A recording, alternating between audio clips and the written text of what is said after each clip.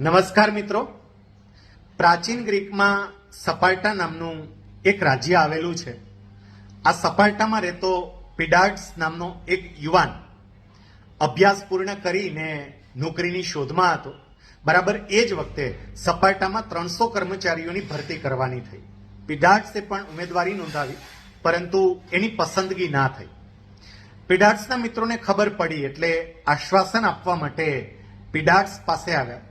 તો પીડાર્ડ્સે તો ઉલટાના હસતા હસતા એના મિત્રોને કહ્યું, મને તો એ વાતનો આનંદ છે કે આપણા રાજ્યમાં મારા કરતાં પણ વધુ લાયક 300 યુવાનો છે, એની મને આજે ખબર પડી. મિત્રો, સૌડી સમજ મુશ્કેલ પરિસ્થિતિમાં પણ ટકી રહેવાનો મજબૂત ટેકો આપશે. આપનો દિવસ મંગલમય રહે. શૈલેષ સકપરિયાના જય સ્વામિનારાયણ.